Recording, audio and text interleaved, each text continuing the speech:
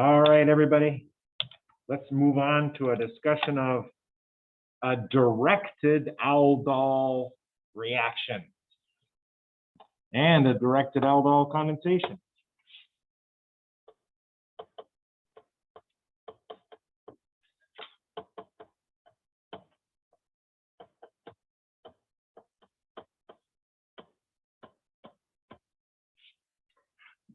Okay.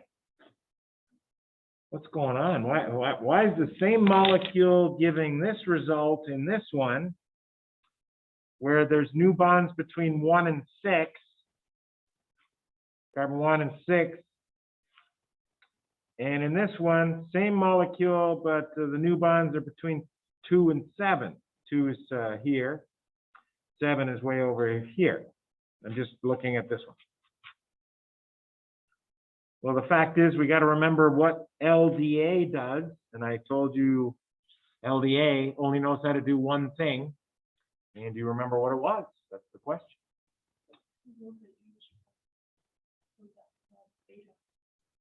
And she's close. Yeah, okay, I heard a lot of good things. Remove an H was one thing I heard.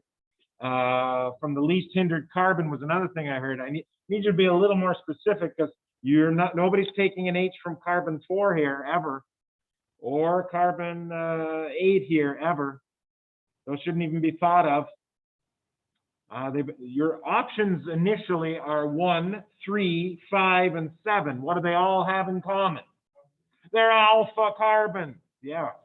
Chapter 19, we're talking about enolates, all chapter. Enolates are made by removing an alpha hydrogen. Okay, so I needed to hear the magic alpha. And the least hindered one, I hope you see, is on number 1. You see it, right? So I'm going to do it over here, because both mechanisms start with that. And I'm going to draw the enolate way over here. Yeah. And here it is. 2, 6, 7, 8.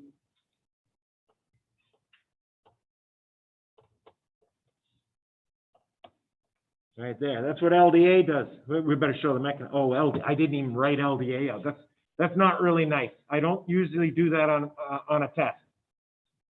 If it's a mechanism question, you at least know what the thing looks like when I'm starting. So I'm gonna draw LDA. Just a quick reminder. Lithium, who cares? It's actually a good accident, so we can remember what LDA looks like. That's the real LDA, isn't it? 2 isopropyls on a conjugate base of an amine. Strong, bulky base. Strong, bulky base takes alpha H from the least hindered carbon. It's a one-trick pony, as we say. And I got that little bad spot on the screen that's taunting me today. What bad spot? There you go. And so I see in the mechanism above that I'm seeing a lot of things. Seeing one, I didn't have to draw it that far over. The mechanism above, that's carbon 1 that has an anion. It's going to attack carbon 6, which has a carbonyl. A fresh reminder, carbon 1 has the anion. Carbon 6 has the carbonyl. We're going to be doing, I don't think we can do combined steps. Not when they're broken down for us already. That's all you get. Step 1 continued. No, not step 2. Still step 1. As soon as you make it, it attacks. You're going to get a. I'll draw it here. I don't want to move things on the screen too much. There you go. That's fine. 1, 2, 3, 4, 5, 6 got attacked. 6 also had an ethyl on it. Here's the attack that generated a sigma bond. Make sure you know there's a carbon right there. And that's the story. Step 1 is over. You need to make the aldol product before you do the aldol condensation. You need an all for an aldol. So step 2 gives us an all. OL. Alcohols end with OL.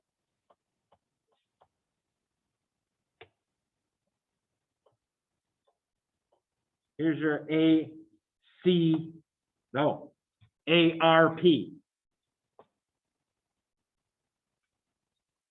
ARP.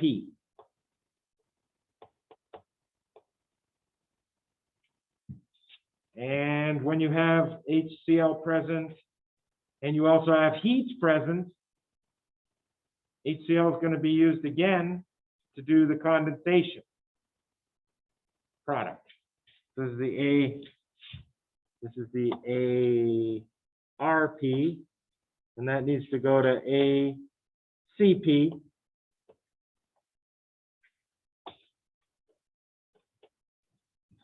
You need a HCl. This is step 2 after all, and we still have HCl present. Now it's serving as a catalyst. Here it's served as a reagent. Reagent, which means you use it up.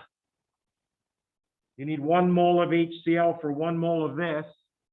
But when you're a catalyst, you only need a small amount because you're going to be regenerating it.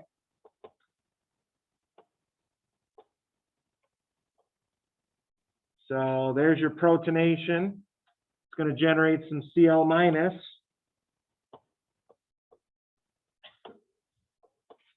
Not a great base, but you don't need a great base when you have an excellent leaving group on there.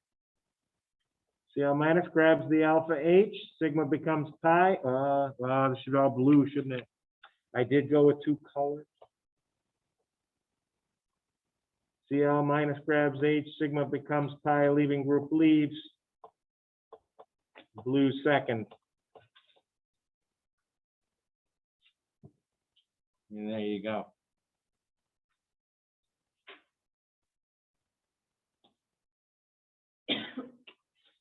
In the second one,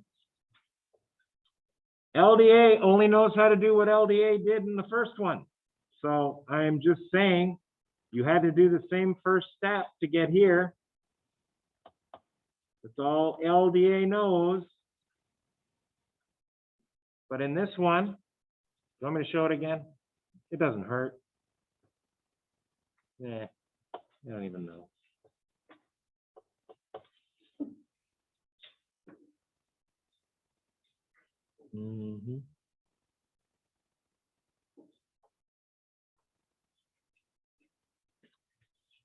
Did I generate a whole mole of this over here? Answer, no. LDA is a limiting reactant here. You generated 0.9 moles of this, which means you have, I'm going to redraw it over here. I'm not going to draw the H on there. What's the other 0.1 moles? It's this. It's not magic.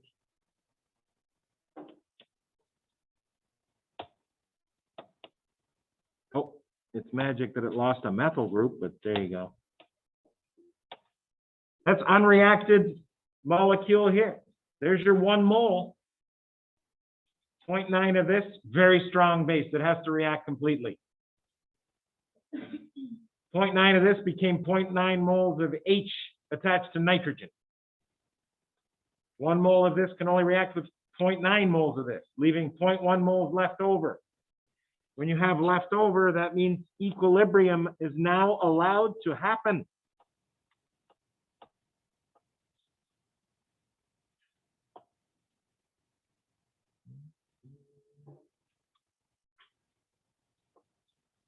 where that H over there gets abstracted by the base on the left. All right. And this equilibrium favors this enolate. No, does not favor that enolate at all. I ran out of 2 carbons, so here we go.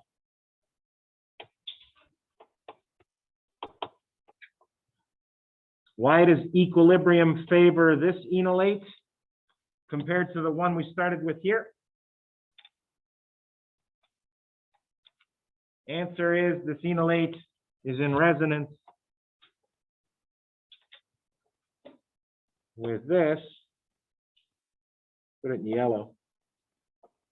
I don't need to see this. It's a discussion matter.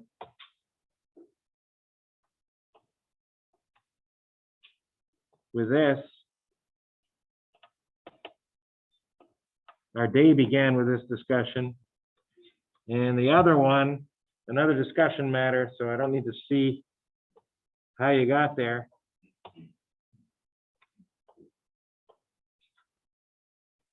That one's in equilibrium with this one.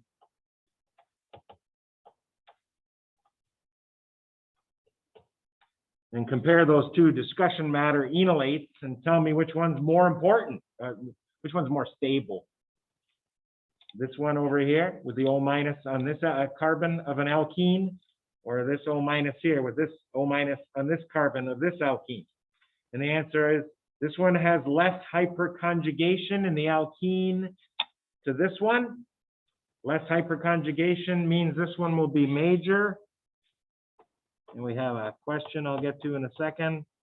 And this one's minor, which is the same as saying equilibrium favors this enolate with this big arrow versus this enolate with a small arrow. And we have a question up front.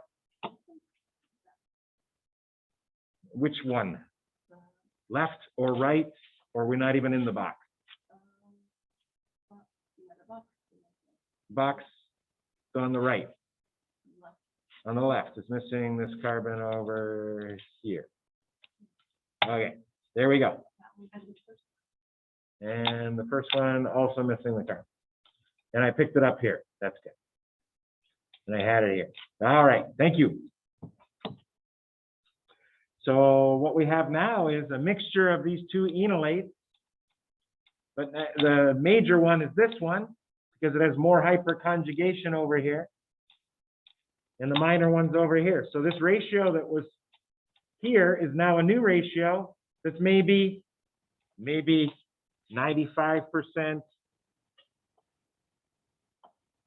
It all depends on the relative stability of the enolates. We flipped things in our favor because equilibrium was allowed to take over. Why does this reaction have a one-way arrow? There's no equilibrium when you have one molecule with a pKa of 20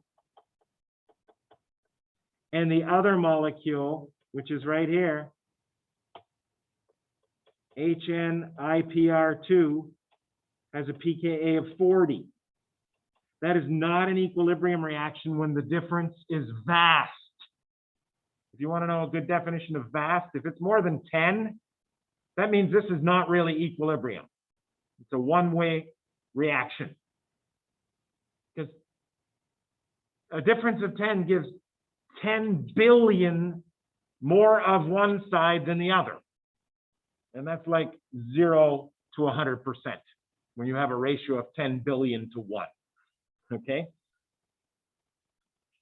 So in this one, look at it this way. The combination of these 2 enolates,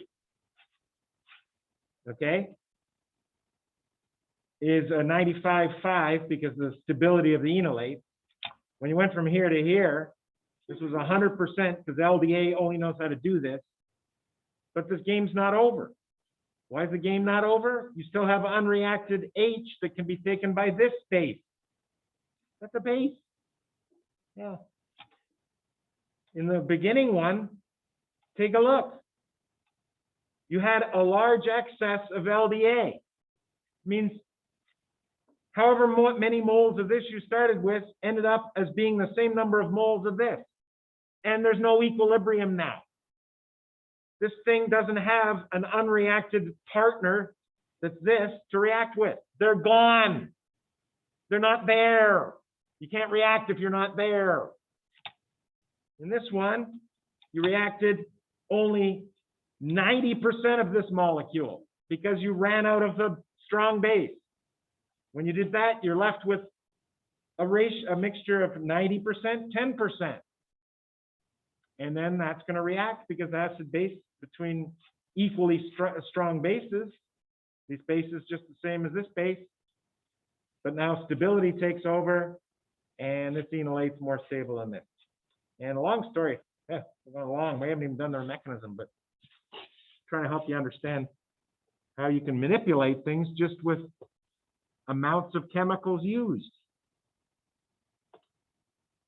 This thing attacks the carbonyl and makes that sigma bond. And what you get is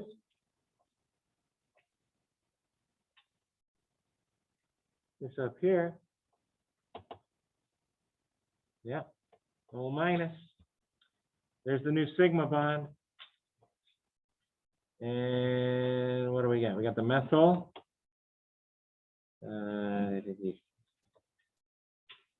Yeah. Is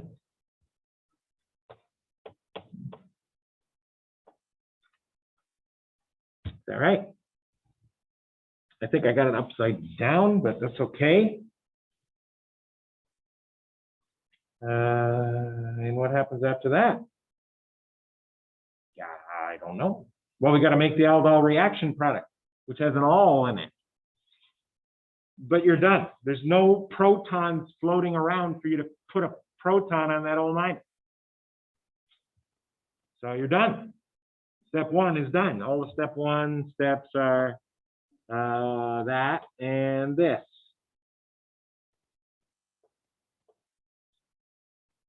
And this. Step two, HCl is present.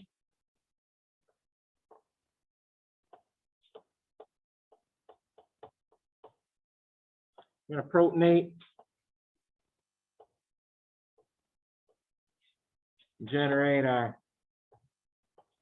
molecule here.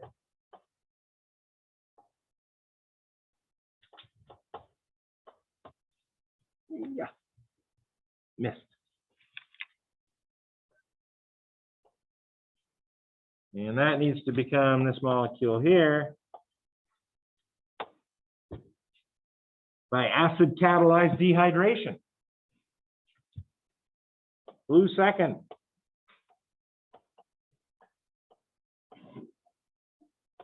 HCl is a catalyst now.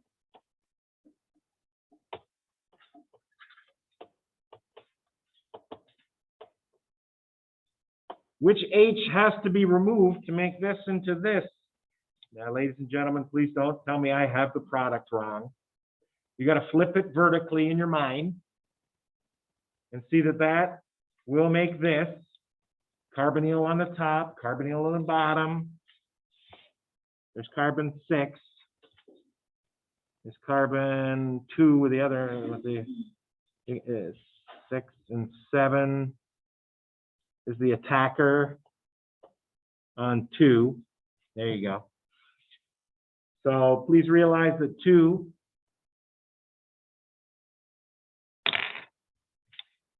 is here, 7's here. 2 had the alcohol, so alcohol, and 7 is there. 7 has an alpha H that has to go. So 1, protonate that OH and make it a better leaving group.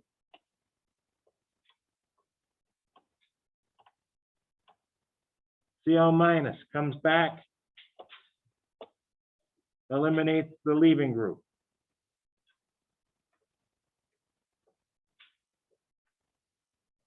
And we got the whole deal now. And carbonyl on the top. And big pictures here. And there you have it.